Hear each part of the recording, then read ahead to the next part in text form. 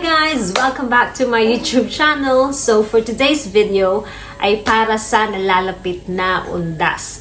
So kahit saan ka tumingin sa labas, kahit saan ka magpunta, halos lahat punong-puno na ng Halloween decorations. Pero kami dito sa bahay, wala. Blanco, walang ka-Halloween decorations. Wala pang essence of Halloween. Pero hindi kami magpapahuli kahit isang araw na lang, hahabol kami. So please join us sa aming last minute DIY Halloween decorations. Masaya to guys kasi it's a family bonding. Kanya-kanya kaming gagawa ng aming Halloween decors. And super budget friendly kasi wala kaming gagastusin. So ima-maximize namin kung ano lang yung meron dito sa bahay na pwede namin magamit for our DIY decorations. Siguro bibili lang ako ng Halloween mask na gagamitin namin. But other than that, as much as possible, kung ano lang yung pwede namin magamit dito sa bahay para walang gastos. Join us as we decorate our living room for the Halloween. So ito na yung sala namin. Maliit lang siya. So basically, dito ko siya i-set up yung aming Halloween decorations. So, DIY decorations lang ang gagawin namin para hindi magastos. Ayan, talagang basang-basa ang daan. Papunta na ako sa town para bumili ng Halloween mask and then titingin-tingin lang din ako kung ano pa pwede nating decoration sa bahay. So, ayan yung mga mask na pwedeng pagpilian. First, ang gagawin namin ay hanging bat. Mga paniki. Bats. How do you call it now? Bats.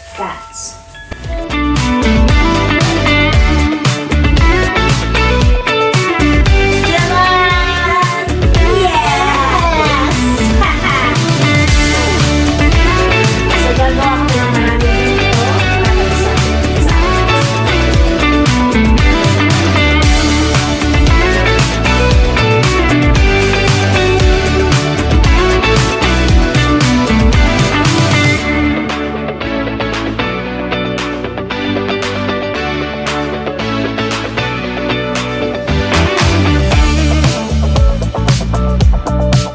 So we made the bats, the big bats, and now we're making the small bats.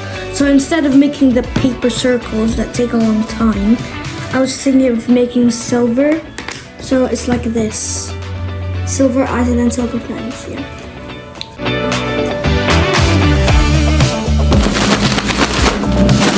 Map, paper bag, and we've got 2 hangers. Yung gagawin namin kamay.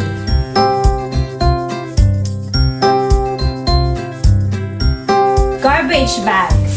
Oops.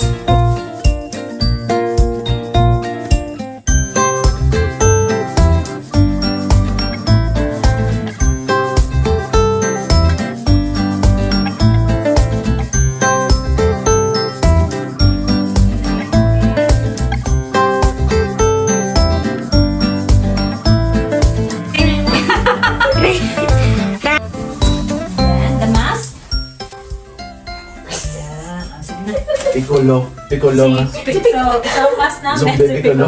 Zombie Piccolo.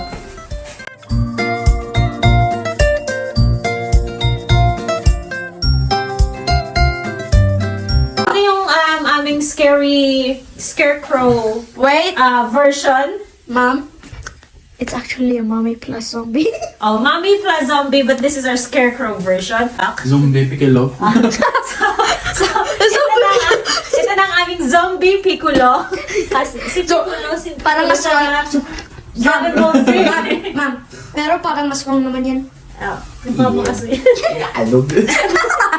So, hindi pa siya tapos, pero i-repesto ko na siya dito. So, para sa platigos, ang ginamit ko ay non-woven swab at bandage. So, galing siya sa aming first aid kit. Para sa dugo, water at red pentel pen or red marker lang. Ididip lang natin para maging red yung tubig. So, unti-unti na siyang nagiging matingkad na. pula. It needs to be dark red. Yung gasa, lulublob at ibababad lang natin kahit ilang minuto hanggang makuha niya yung kulay. And then, papatuyuin saglit at ito na yung gagamitin natin. Tapos, itong kamay niya, ito naman, damo-damo lang to. Pupulot lang namin ito ni Glexis sa likod ng bahay namin. Behind the scenes, nakapatong siya sa yoga mat at basurahan.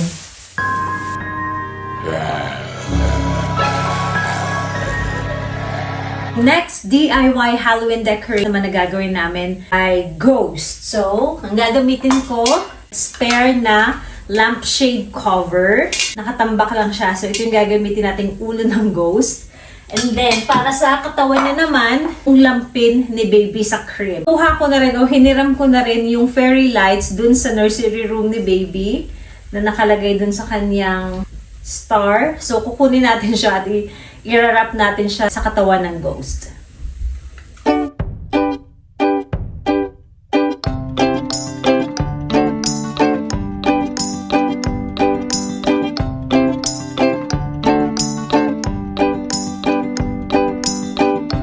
This is what I did for the ghost. Me and my mom are gonna paste it to the ghost.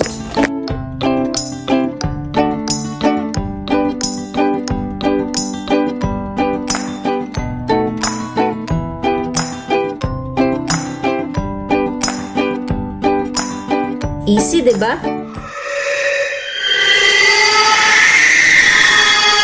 Next is kandila. Magdodrawing lang tayo ng parang dugo sa kandila. Bakang dugo. Ayan, mukha na siyang dugo. Meron na tayong bloody candle. Refill ink for pencil pen. Parang kandila naman.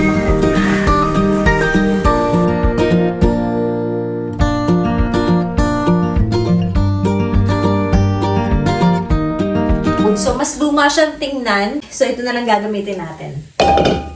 So, ito yung mga small bats na ginawa ni Glexis. So, ito na yung ikakabit natin dito. Next decorations is flower vase na may mga sanga-sanga. Nalalagyan natin ng mga small bats or spiders. Meron ako ditong mga garapo na, na itatapon na, pero kinuha ko pa sa basurahan. Tapos, gasa, glue, at ang ating bloody gauze.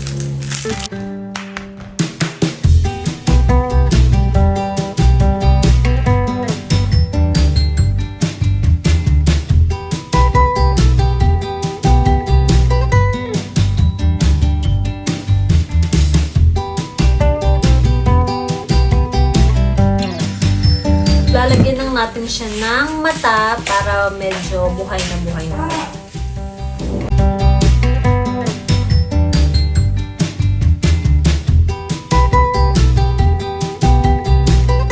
Kakabit natin yung banderitas na pupunuin natin ng mga paniki. Bats. Si Batman. Batman! Batmans. Harap ka muna, Batman.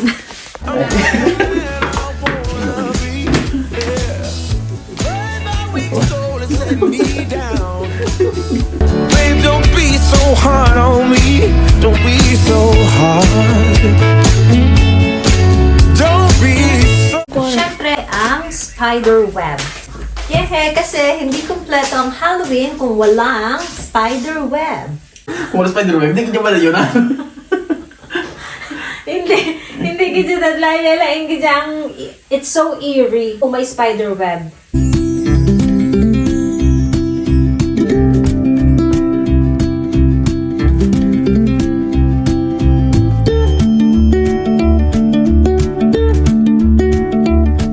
Ito naman lampshade sa kwarto ni Glexis na lalagyan natin ng spider web at na spiders.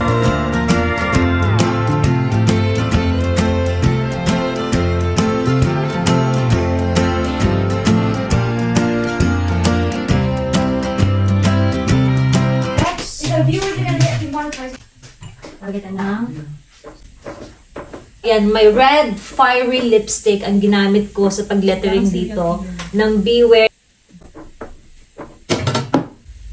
Beware. looks so real. Wait lang. Wait lang. I need There's to wrong put- letter E. Diba? You are next.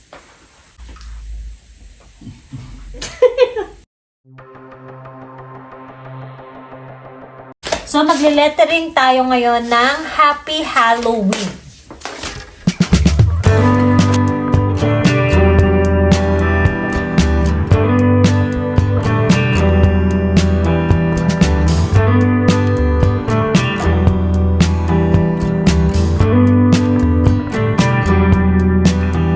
He moved like a magnet, wearing holes in the carpet. Counting steps to the back porch, same song from the screen door. He was a score on a mountain. And of course, hindi mawawala ang ating trick-or-treat goodie basket. At para pandagdag, isa-set up ko na rin ang aking center table. Huwag kalimutan ang paniki, sindihan ng scented candle, at isama na rin si Incy Vincy Spider. Ito actually, kawawa naman. Ang sad hindi siya nag-survive, pero it fits for the Halloween kasi talagang napakinabangan siya namin. Or ano bang halaman to? Pero yeah, ayan. Pero at least naging useful naman siya pang display sa Halloween. Ito, ang cute kasi candle holder siya. Tapos nilagyan ko lang siya ng bato at nilagyan ko siya ng black paper para magsilbing mata at bibig. Tapos meron siyang candle dito. And then, itong mga bato na to, just so you know guys, marami akong ganito. Actually, puro pang hilod ko to. Naipon ko siya nung pumunta kami sa isang beach sa Swansea last year pa. So, ayan, nagamit ko rin.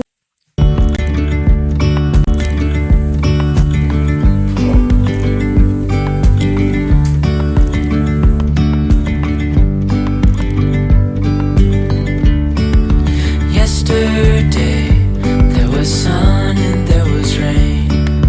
Beauty in the mundane. Alright, time to set up and for final touches. As the light startled our eyes, we let go of disguise.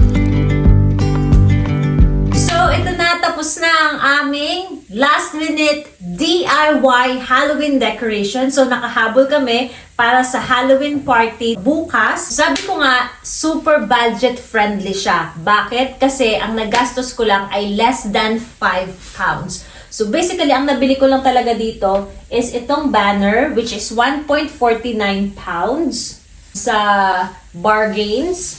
And then, yung spider web na may mga kasama ng spiders, which is 1 pound sa Poundland. At yung maskara ng aming human size zombie na 1 pound din sa Poundland. At itong trick-or-treat bucket na 55 pence sa Tesco. So overall, ang nagastos lang namin sa aming last minute DIY Halloween decorations ay 4.04 pounds. See, less than 5 pounds, pero nakapag-decorate na kami ng aming Halloween. So, kung i-convert natin sa pesos, labas ang calculator. 254.52. See? 254 pesos. It's super sulit kasi nag-enjoy kami sa family bonding namin. Plus, hindi kami nakagastos ng malaki. At makakapag-celebrate kami ng aming spooky Halloween party dito sa bahay.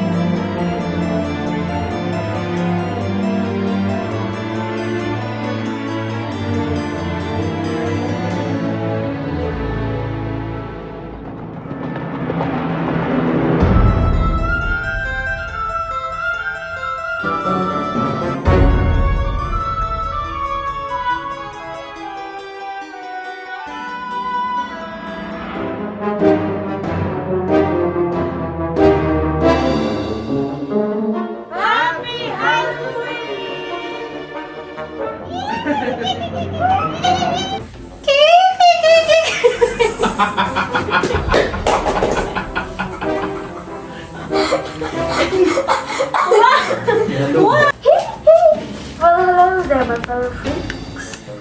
My name is Michael Jackson, and welcome to my humble abode, Moonwalking House.